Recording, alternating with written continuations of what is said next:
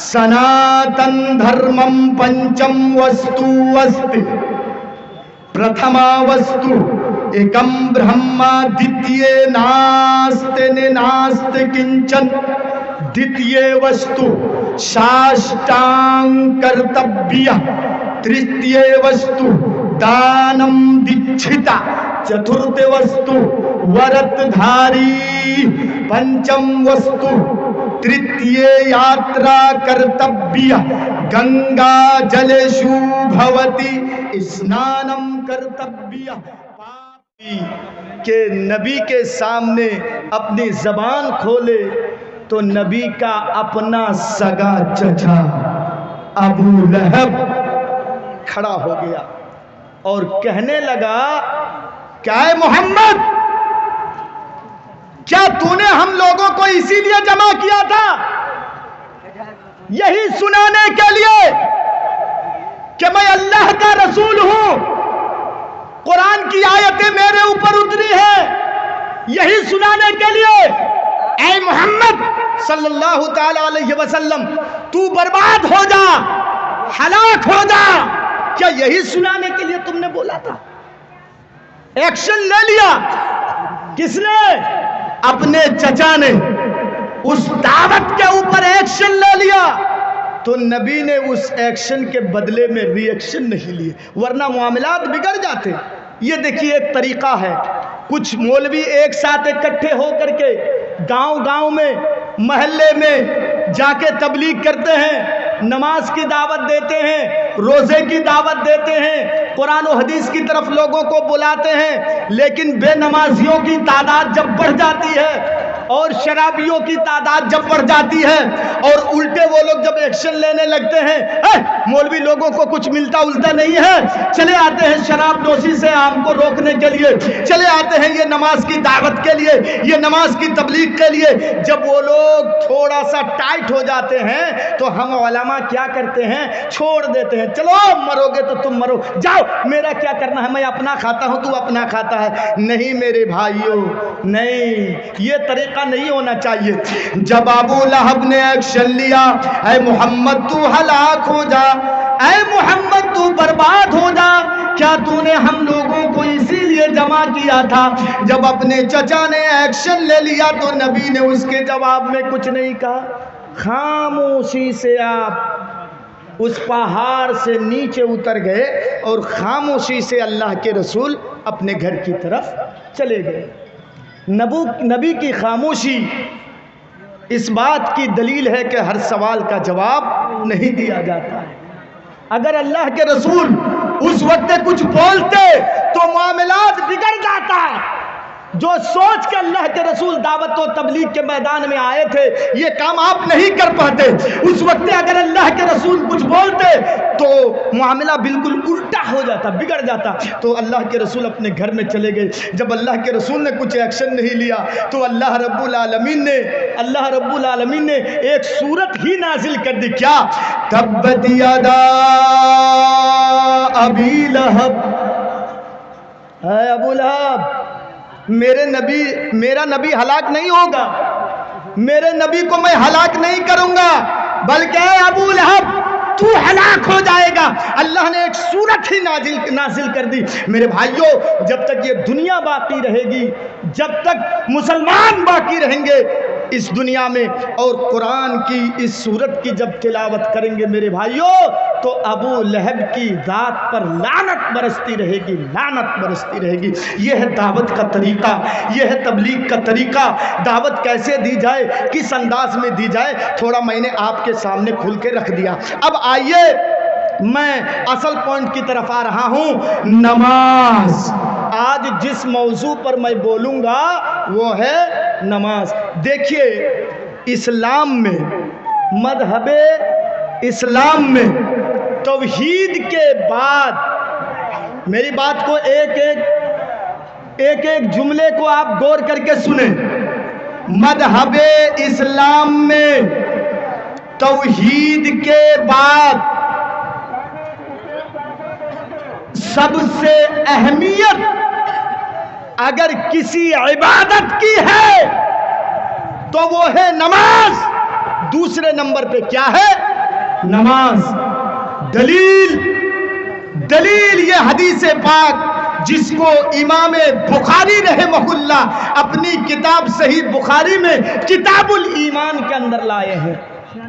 हदीस इस तरह है, वान इब्न उमर रदियल्लाहु ताला अन्हु क़ाल रसूलुल्लाह सल्लल्लाहु ताला अलैहि वसल्लम बुनियल इस्लामु अला खम्सिन शहादति अल्ला इलाहा इल्लल्लाह व अन्ना मुहम्मदुर रसूलुल्लाह व इकामिस सलाह व ईताइज ज़कात वल हज व सौम रमज़ान। ये देखिए, ये हदीस है, इसमें देखिए सबसे पहले तौहीद की बात आई है, ला इलाहा इल्लल्लाह की बात आई है, उसके बाद दूसरे नंबर पर नमाज की बात आई है। अजीब सी बात एक मैं आपको बता दूं कि हमारे मजहब इस्लाम में जो दूसरे नंबर पर नमाज की बात आई है, अगर हिंदू भाइयों की किताब का आप मुताला करेंगे तो उनकी किताब में भी ऐसे ही बिल्कुल दूसरे ही नंबर पर नमाज की बात आई है। देखिएगा, सनातन धर्मम पंचम वस्तु अस्ति प्रथमा वस्तु एकम ब्रह्मा द्वितीय नास्ते नास्ते किंचन द्वितीय वस्तु साष्टांग कर्तव्य तृतीय वस्तु दानम दीक्षिता चतुर्थ वस्तु वरतधारी पंचम वस्तु तृतीय यात्रा कर्तव्य गंगा जलेषु भवति स्नानम कर्तव्य पापम नाशम भवति।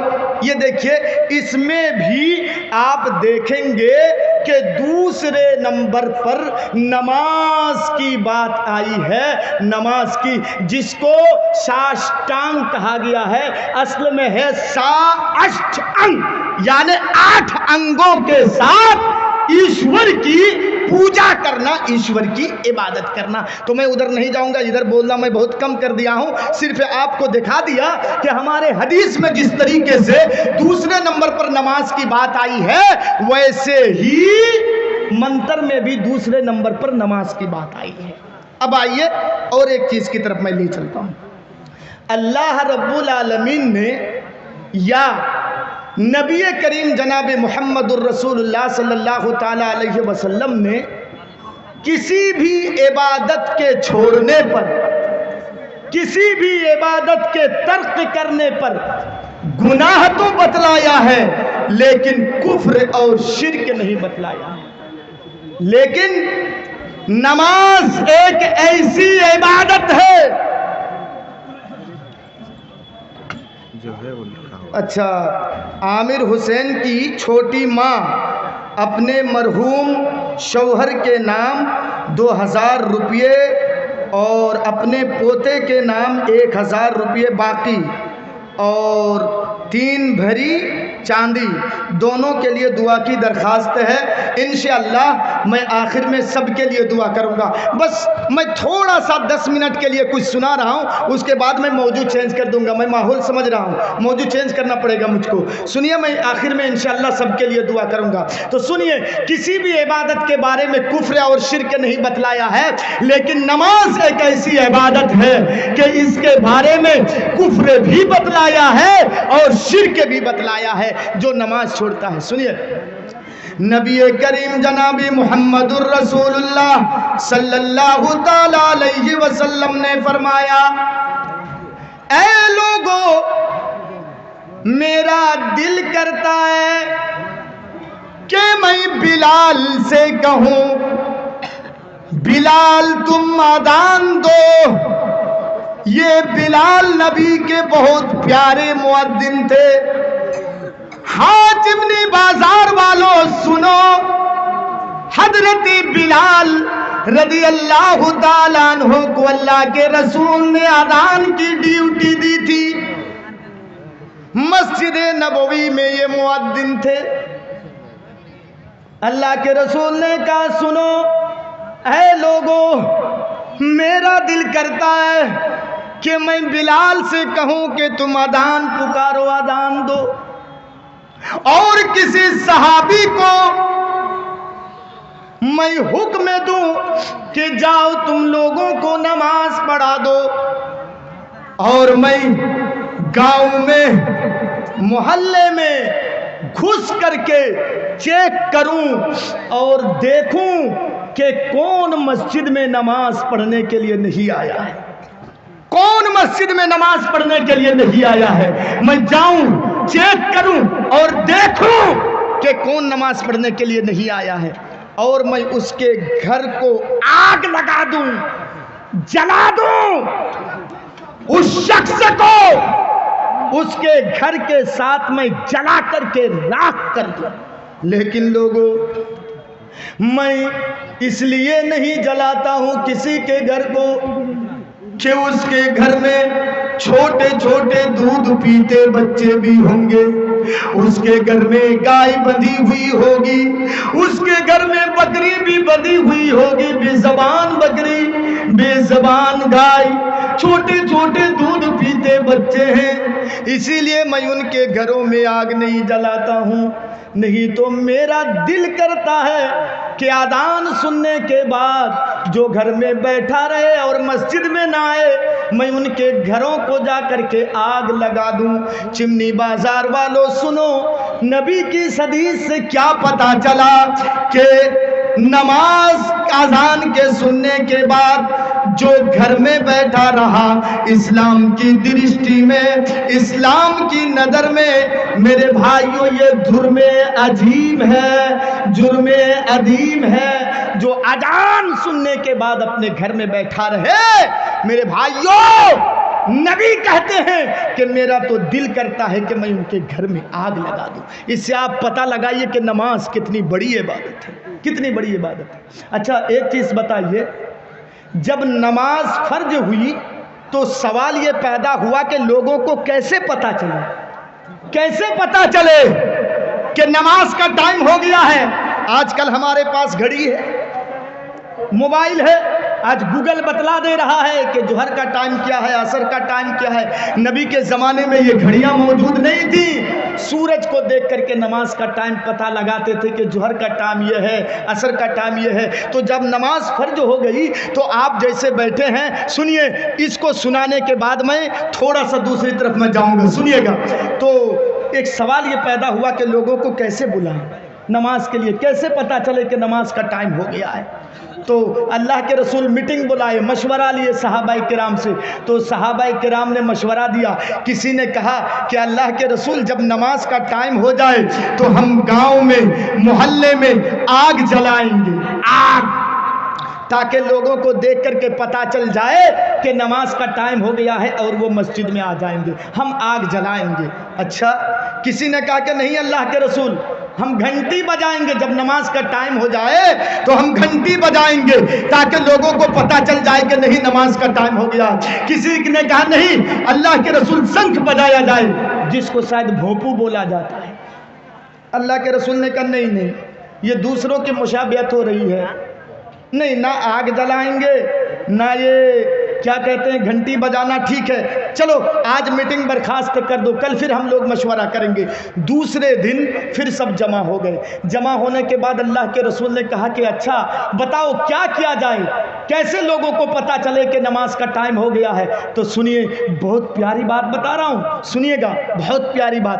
حضرت عمر فاروق رضی اللہ تعالیٰ عنہ یہ کھڑے ہو گئے، اور کھڑے ہونے کے بعد حضرت عمر فاروق نے کہا کہ اللہ کے رسول، آج رات میں نے ایک خواب دیکھا ہے، سپنا، خواب دیکھا ہے کہ ان کلمات کے ذریعے سے لوگوں کو نماز کی طرف بلایا جائے۔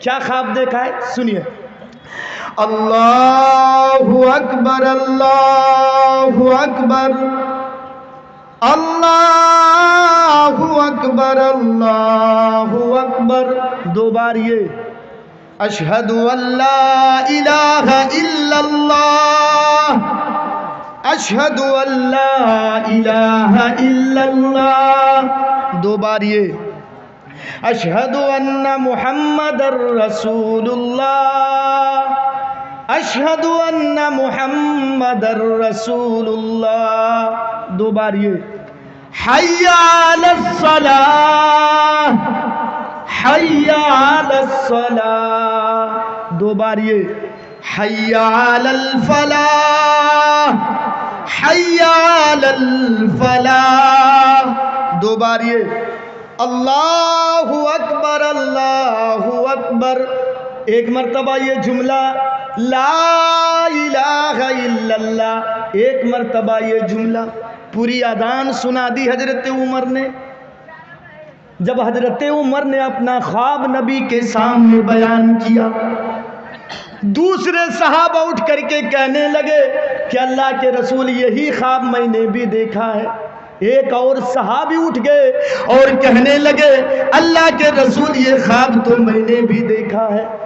اللہ کے رسول نے کہا ایک ہی خواب اتنے لوگوں کا دیکھنا اس بات کی دلیل ہے کہ اللہ یہی چاہتا ہے کہ ان کلمات کے ذریعے سے لوگوں کو نماز کے لیے بلایا جائے۔ ایک چیز معلوم ہو گئی نا؟ اب میں آپ لوگوں سے پوچھوں گا اذان کیوں دی جاتی ہے؟ کیوں؟ بولیے آپ، اسٹیج سے نہیں، آپ لوگ بولیے، قرآن حدیث سننا آئے ہیں، کچھ سیکھ کر کے جائے۔ اذان کیوں دی جاتی ہے؟ ہاں بولیے، ارے آپ لوگ بولیے اذان کیوں دی جاتی ہے؟ غلط، صرف نماز کے لیے اگر آپ بول رہے ہیں تو یہ غلط ہے۔ اگر نماز کے لیے اذان دی جاتی ہے تو سنیے، حی علی الصلاۃ پہلے آنا تھا، پہلے۔ حی علی الصلاۃ کے معنی کیا ہے؟ آؤ نماز کے لیے، آؤ نماز کے لیے۔ لیکن حی علی الصلاۃ تو پہلے ہے نہیں، پہلے کیا ہے؟ اللہ اکبر اللہ اکبر۔ سنیے اس میں کیا حکمت ہے، اب غور کر کے سنیے۔ آپ لوگ کھیت میں مکئی بوتے ہیں کہ نہیں؟ بوتے ہیں نا؟ زمین میں آلو لگاتے ہیں، ہاں سنیے غور کر کے۔ آپ لوگوں میں سے کوئی ایسا ہے جو سرکاری جاب کرتا ہے، نوکری کرتا ہے؟ سنیے گا غور کر کے۔ مؤذن کانوں میں انگلیاں ڈال کر کے بآواز بلند پکار کر کہتا ہے اللہ اکبر اللہ اکبر۔ اس کا معنی ہے اللہ رب العالمین سب سے بڑا ہے۔ چمنی بازار والوں سنو، مؤذن کی آواز ہمارے کانوں میں آتی ہے اللہ اکبر اللہ اکبر۔ اس کا معنی ہے اے زمین کی چھاتی کو چیر کر کے اس میں دھان بونے والے، گنا بونے والے، آلو لگانے والے، گیہوں بونے والے، جو بونے والے، سنو، اگر تم سمجھتے ہو کہ یہ کام میرا سب سے بڑا ہے، یہ کھیت کا کام میرا سب سے بڑا ہے، تو تم غلط سوچ رہے ہو۔ مؤذن کہتا ہے اللہ اکبر اللہ اکبر، اللہ رب العالمین سب سے بڑا ہے، اللہ رب العالمین سب سے بڑا ہے۔ جب اللہ رب العالمین سب سے بڑا ہے تو اے چمنی بازار والوں، اے کھیت میں کام کرنے والوں، تم کھیتی کرنا چھوڑ دو۔ اے گنا لگانے والوں، تم گنے کے کام کو چھوڑ دو۔ آفس میں بیٹھنے والوں، آفس کے کام کو چھوڑ دو۔ سرکاری جاب کرنے والوں، نوکری کرنے والوں، سارے کام کو چھوڑ دو تم اور مسجد میں آؤ۔ کیوں؟ مؤذن کہتا ہے اللہ اکبر اللہ اکبر، اللہ رب العالمین سب سے بڑا ہے، اللہ رب العالمین سب سے بڑا ہے۔ اس کا مطلب کہ دنیا میں جو آپ دکان چلا رہے ہیں، ہماری دکان چھوٹی ہے، ہمارا کاروبار چھوٹا ہے، ہمارا بزنس چھوٹا ہے، ہمارا کاروبار چھوٹا ہے، मुअद्दिन कहता है अल्लाहु अकबर अल्लाहु अकबर, अल्लाह रब्बुल आलमीन सबसे बड़ा है, अल्लाह रब्बुल आलमीन सबसे बड़ा है। अब अजान सुनने के बाद जो घर में बैठा रहा, खेत का काम करता रहा, ऑफिस में बैठा रहा, दुकान में बैठा रहा, चाय की दुकान में बैठा रहा, मिठाई की दुकान में बैठा रहा, तो सुनिए, उसने अल्लाह रब्बुल आलमीन को बड़ा नहीं माना। उसने अपनी दुकान को बड़ा माना, उसने कारोबार को बड़ा समझा, उसने नौकरी को बड़ा समझा, उसने अल्लाह रब्बुल आलमीन को बड़ा नहीं समझा।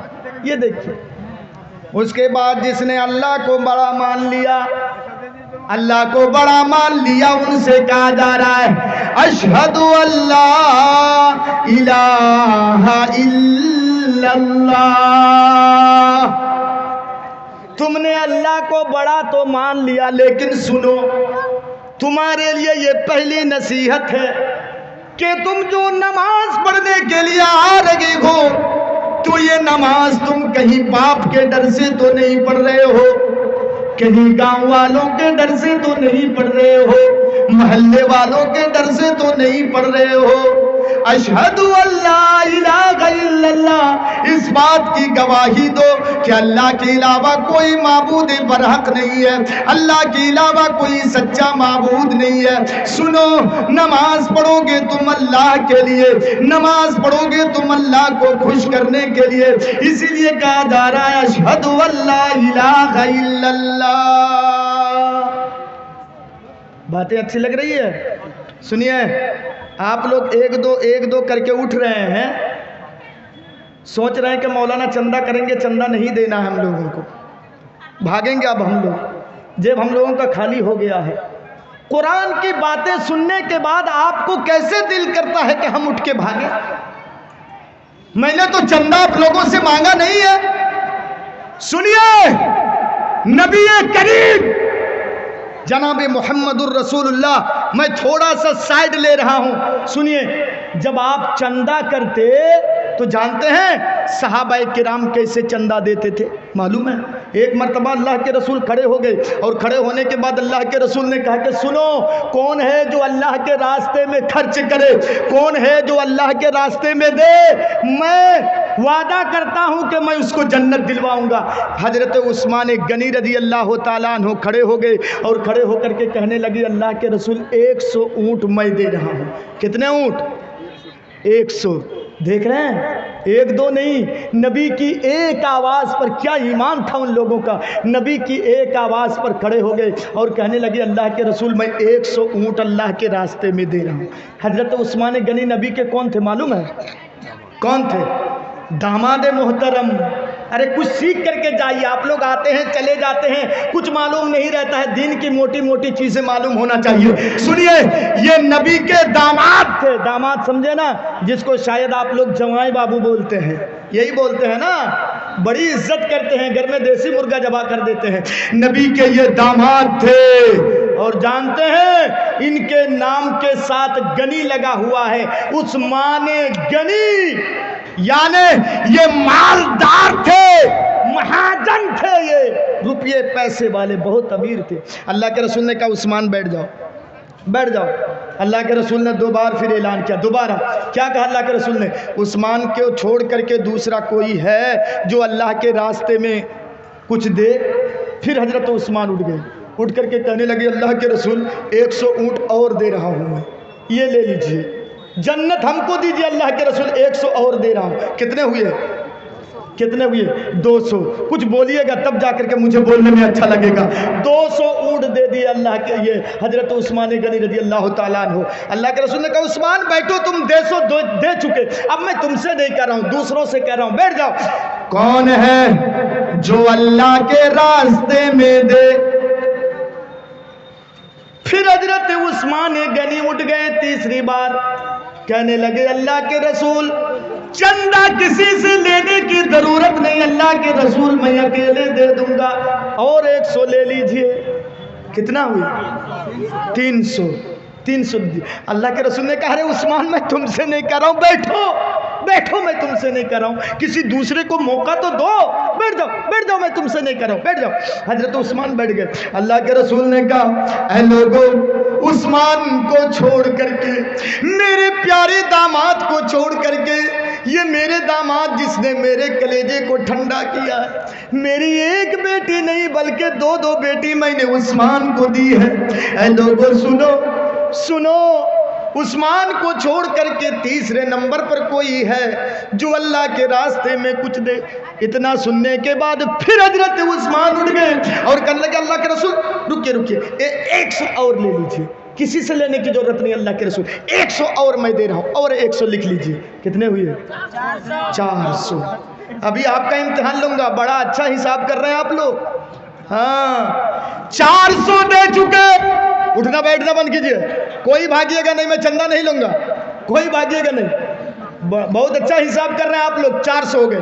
پھر اللہ کے رسول نے اعلان کیا اے لوگوں، عثمان نے 100 200 300 400 دے چکے. حضرت عثمان کو چھوڑ کر کے اور کوئی ہے؟